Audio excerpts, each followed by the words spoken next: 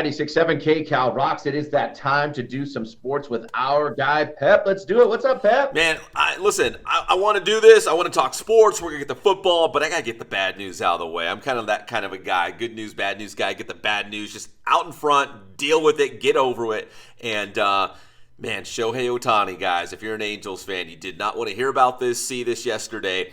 But he left the first game of a doubleheader against the Reds while he was pitching, something up with his elbow. And then by the end of the night, I think it was about 10 o'clock last night, we got the official word that he has a torn UCL. That's a ligament in your elbow that normally requires Tommy John surgery. So he is done pitching for the year. And Patrick, if he elects for surgery, I mean, he could be gone 9, 12 months. And remember, he's a free agent at the end of the year. So this is bad for him, bad for the Angels, just bad all the way around.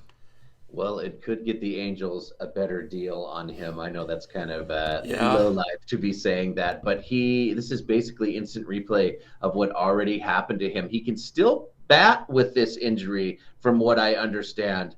But yeah, he's going to be out again. I think he's going to have to do surgery. I remember he did the surgery and everything seemed to be fine, but remember it was strained. He's always been kind of dealing with this.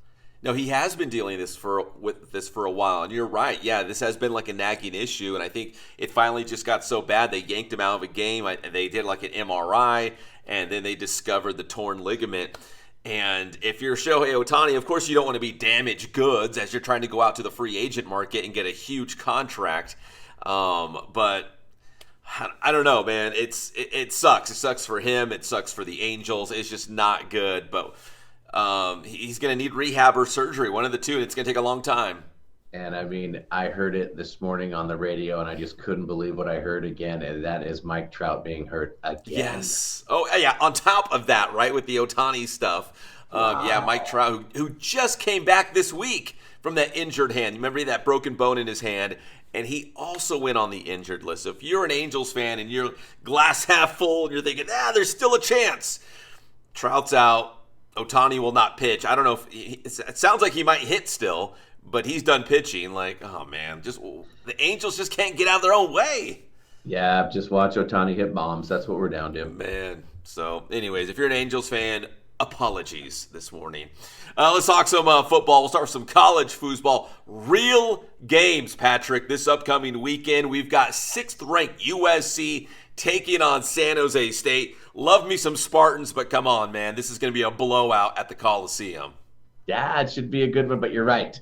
College football starts. You know what that means. Here we go. Yeah, from here on to, January, we'll have college football pretty much every single weekend into the bowl season. So USC starting off with a cupcake against San Jose State. They should easily win that one. And the only other ranked team playing this weekend, there's a handful of games, but the only other ranked team is number 13, Notre Dame. They're playing Navy, which is always fun, but they're playing in Dublin, Ireland. They're playing across the pond, spreading the game with the Irish. Which is very cool, but I've also heard that it's very tough on the team and your internal clock. I've heard it's very difficult when you do these games. I heard this came up with Michigan. Remember, Michigan was taking these big trips and going places. From what I've heard from a couple of coaches and stuff is that it takes weeks to get back into your regiment. So applaud them. It is really cool, but I heard it's really tough. There must be some sort of big payday, right? You just don't do this for free. These guys aren't running nonprofits, right? So, especially Notre Dame, a private school like that. So, but that's pretty cool, going over to Dublin. I assume it's some big soccer stadium. I've actually been to Dublin, and there's a couple stadiums over there. But that's pretty cool. It fits, too. The Notre Dame Fighting Irish playing in Ireland. It all comes together, right? Yes. So college football this weekend, man, cannot wait. We also have our final round of preseason games for the NFL. Chargers 49ers tomorrow night. And for the 49ers, the big news yesterday was Trey Lance officially demoted to QB3. So Sam Darnold, the former USC guy, will be the backup to Brock Purdy. So now the 49ers are looking around saying, what do we do with Trey Lance? Can we trade him? Is there a team out there that wants Trey Lance? Because you could probably get something good for him. He was a first-round pick. Who knew? A top 10 first-round pick to QB3. What a story it is, man. He's a project. Yeah, he is a project. And to be honest, we haven't seen a lot of him. The small sample size, I guess the 49ers have seen enough because Brock Purdy also only has a small sample size, but when he was out there, I mean, he looked like a Super Bowl champion caliber quarterback. So Brock Purdy will be the starter, which, Patrick, I'm still kind of surprised because, again, we're talking about Shohei Ohtani and his UCL. Brock Purdy had a similar injury with his UCL. You'll remember the NFC Championship game where he couldn't even throw the football, but he's already battled back, and I think he had surgery in March, and he's already ready to go, which just blows my mind, that recovery time for him to be QB1. I thought it was going to be Sam Darnold, to be honest, to start the season for the 49ers. There still is hope for Ohtani, and I think we'll see with Brock Purdy how his elbow does. Even though, obviously, this surgery looks like it wasn't successful, that doesn't mean this next surgery can't be. There's a saying that you haven't earned your stripes until you've gotten your robo-arm. Doing it twice, it could work out. And I'll say this, when you had Tommy John surgery in the past, because we're a little older, it was like a death sentence, right? You're like, oh my gosh, that guy had Tommy John, like he'll never be the same. But now, especially in baseball, you'll see pitchers have Tommy John multiple times, and they come back just as good, sometimes even better. In fact, our guy Tyler Chatwood, former baseball major leaguer out of Redlands East Valley, he had it multiple times. Every time he came back, felt a little bit better. It's not the worst thing in the world, but man, with technology and the stuff that we know now, the recovery time has been shortened.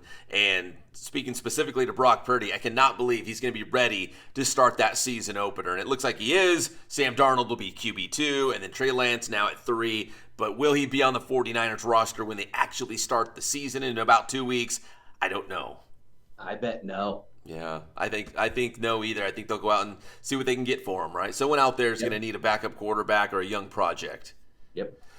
All right, we got Raiders versus Cowboys Saturday, Rams versus Broncos on Sunday. 2 NFL games tonight, Patrick. We got Steelers taking on the Falcons. We also have the Eagles against the Colts. So we'll have football tonight, Friday, Saturday. I think there's even a Sunday night game. And then the preseason is over, man. We're going to get ready for the real stuff.